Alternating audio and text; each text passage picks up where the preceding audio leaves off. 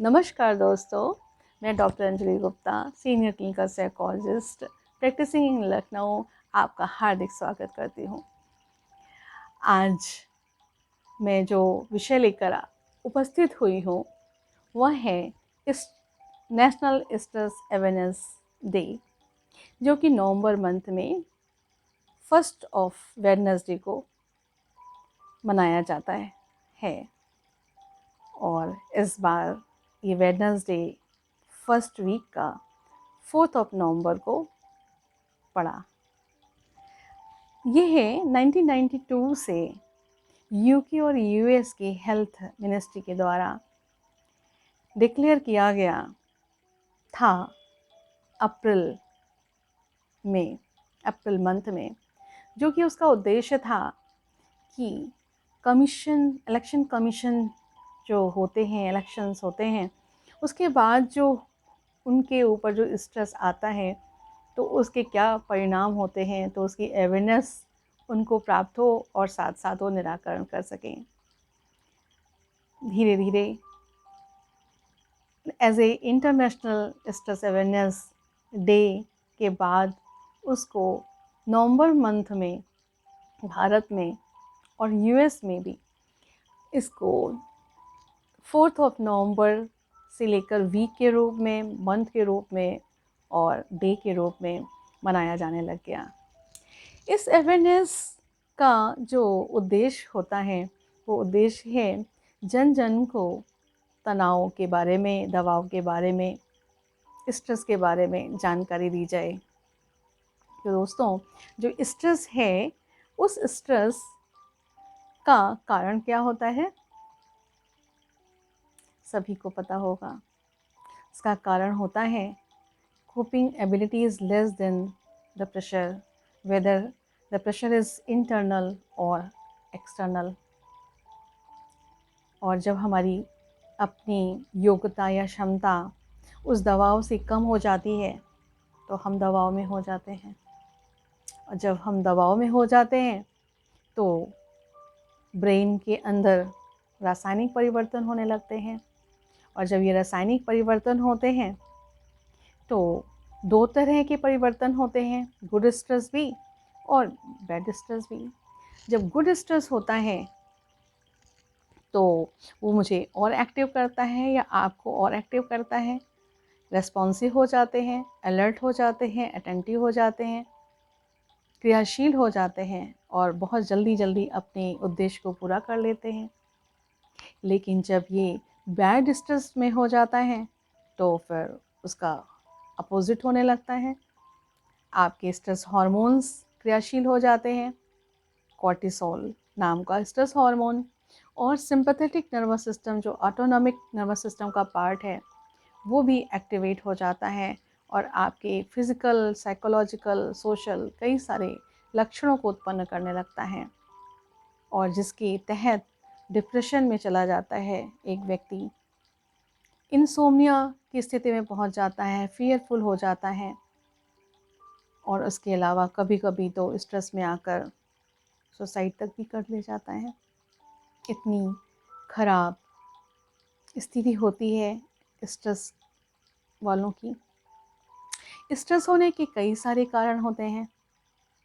एक बिज़नेस करने वाला कोरोना के समय उसका बिज़नेस पूरा ठप हुआ पड़ा, केवल राशन की शॉप के कुछ और, इसके अलावा कुछ और।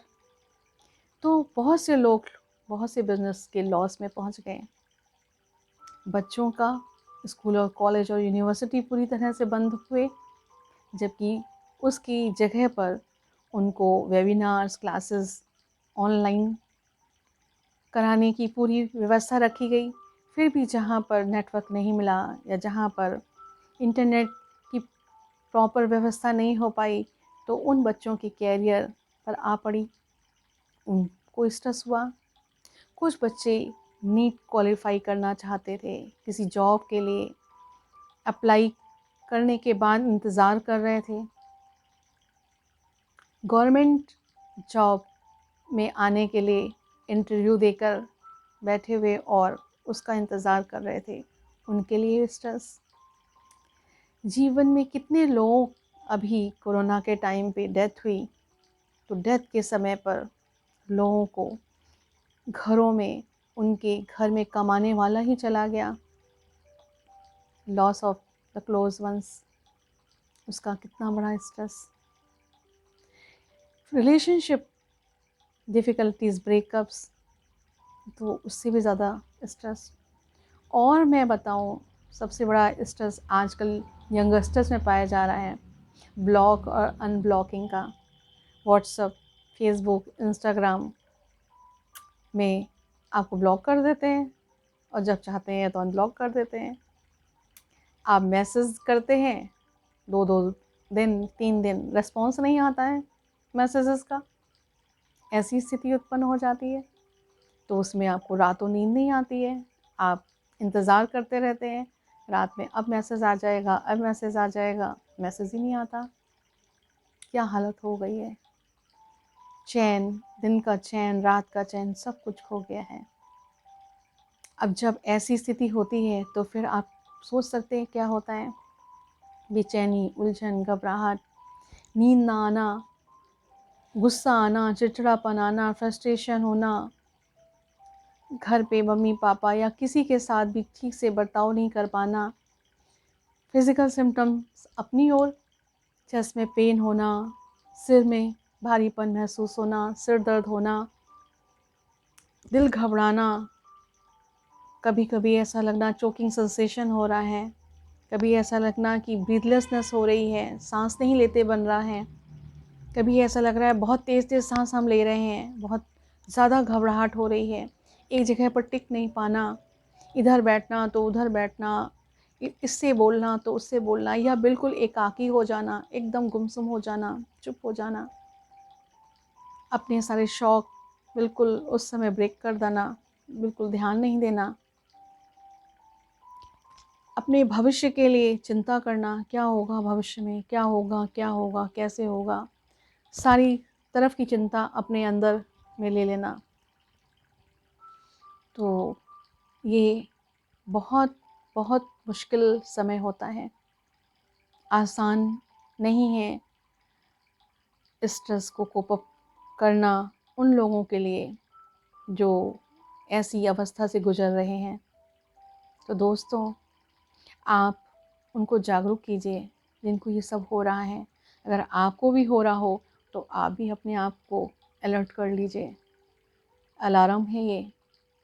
अगर आप 15 डेज़ टू 1 मंथ अगर इन परिस्थितियों से गुजर रहे हैं, इन लक्षणों के साथ अगर आप जी रहे हैं, तो आप समझ लीजिए कि मुझे किसी नैदानिक मनोवैज्ञानिक या मनोचिकित्सक को कंसल्ट करने की आवश्यकता है।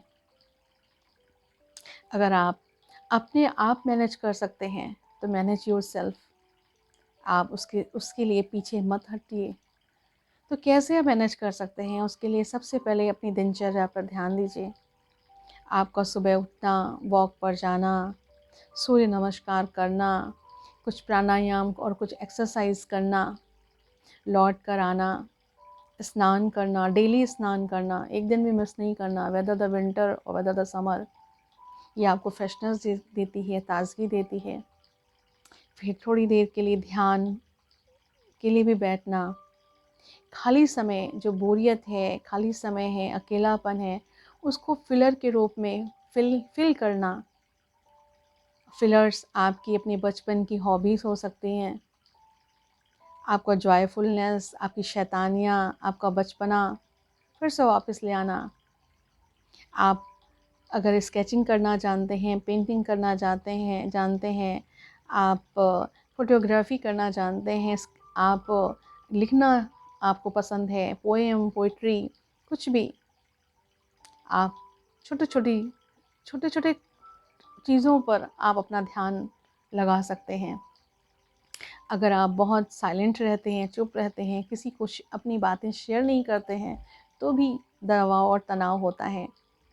तो आपका जो भी अपना कोई भी प्रेमी हो या नहीं भी प्रेमी है, तो पेड़ के पास जाना, पेड़ के पास हग करके, ऐसे करके हग करके और कहना, तुम ही मेरे सच्चे सच्चे दोस्त हो, मित्र हो, मैं तुमसे बातें शेयर कर रहा हूँ या कर रही हूँ। अगर ईश्वर पे आस्था है तो ईश्वर के आगे अपने आप को समर्पित कर देना, कहना ईश्वर तुम ही मेरे सच्चे दोस्त हो, सच्चे मित्र हो।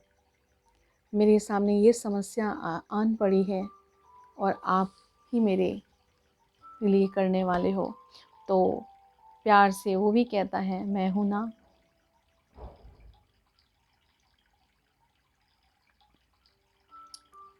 तो जब वो प्यार से कहता है मैं हूँ ना, तो कोई दोस्त फिज़िकल रूप से अगर कोई दोस्त कहता है तुम चिंता क्यों करते हो या करती हो, मैं तुम्हारी मदद करने के लिए तैयार हूँ, तो मेरा जिगर कितना मज़बूत हो जाता है कि हाँ, मुझे चिंता करने की ज़रूरत नहीं है। वो है ना सपोर्ट करने के लिए कह रहा है ना, सपोर्ट हम कर देंगे, फाइनेंशियल सपोर्ट कर देंगे। लेकिन जब ईश्वर के सामने हम अपनी बात रखते हैं, उस पर विश्वास नहीं होता क्योंकि वो दिखता नहीं है। इसलिए हम फिज़िकल रूप से लोगों को ढूंढते रहते हैं कि अच्छा ये इसकी मदद मिलनी चाहिए, इसकी मदद मिलनी चाहिए। और जब वो मदद नहीं मिलती है तो हम अधीर हो पड़ते हैं, उतावले हो पड़ते हैं। और अधीर और जब उतावले हो पड़ते हैं और कोई दिखाई नहीं देता तो हम हेल्पलेसनेस महसूस करते हैं। और जब हेल्पलेसनेस महसूस करते हैं तो फिर डिप्रेशन का शिकार हो जाते हैं और ऐसा कदम उठा लेते हैं जो हमको कायरता, हमारे लिए वो कायरता का रास्ता होता है, सुसाइड करने का रास्ता हम पकड़ लेते हैं। ऐसी चीज़ें हमारे जीवन में, ऐसी बातें हमारे जीवन में ना आने पाएँ, तो हमें अपने जीवन में लक्ष्य बनाकर, टारगेट बनाकर वन बाय वन सॉल्यूशन उसका हमें खोजना और अपने जीवन में उसको पूरा करना, ये हमारी परेशानियों को कम करता है। तो दोस्तों, जो मैंने आपको बताया कि अगर आप इन्हीं कुछ लक्षणों के साथ, अगर आपका कोई दोस्त, आपका कोई मित्र, आपका कोई फैमिली मेम्बर, अड़ोसी पड़ोसी या आप स्वयं भी अगर इन लक्षणों के साथ चल रहे हैं, ऐसी स्थिति में आप बिल्कुल भी मत झिझकिए। Don't hesitate yourself, don't limit yourself, don't bind yourself. आप बाहर निकल आइए अपनी चेन से और मदद मांगिए। आपको हॉस्पिटल में जाने की आवश्यकता भी नहीं है। आप ऑनलाइन में डॉक्टर्स की खोज कर सकते हैं। बहुत से डॉक्टर्स, साइकोलॉजिस्ट, काउंसलर्स, जिसमें कि क्लिनिकल साइकोलॉजिस्ट RCI रजिस्टर्ड, आप उनको भी कांटेक्ट कर सकते हैं। और उसमें मैं भी हूँ, डॉक्टर अंजलि, आपकी मदद कर सकती हूँ। तो आप अपने आप को अपने आप से मदद कीजिए। Self help is key to success. आप सुंदर सुंदर पॉजिटिव एफर्मेटिव स्टेटमेंट बनाइए कि I am the one, I have ability to cope with stress, I have a power, I have strength, I can win, I can achieve the task, nothing is impossible, everything is possible. क्या होगा, बहुत से ज़्यादा, बहुत से ज़्यादा यही होगा। I can face, I will face. जब ऐसे ऐसे आप स्टेटमेंट बनाते हुए सेल्फ टॉक करेंगे तो आपका कॉन्फिडेंस बढ़ेगा और आप सफल हो जाएंगे। इसी के साथ मैं डॉक्टर अंजलि गुप्ता विदाई लेती हूँ और आपको आपके जीवन में मंगलमय हो उसकी कामना करती हूँ। प्रभु आपके साथ हैं, आपको बस प्रभु को पहचानने की आवश्यकता है, क्योंकि वो निराकारी है, इसलिए आप उसे देख नहीं पा रहे हैं। आपको मैं अपने साधना और श्वास को ज्वाइन करने के लिए रिक्वेस्ट करूँगी, और YouTube चैनल को सब्सक्राइब करने के लिए, साथ ही साथ कमेंट्स, कॉम्प्लीमेंट्स और ज़्यादा से ज़्यादा लोगों को शेयर करने के लिए आपको अपनी प्रस्तावना रखूँगी। इसी के साथ नमस्कार, गुड नाइट, शब्बा खैर, ऑल द बेस्ट।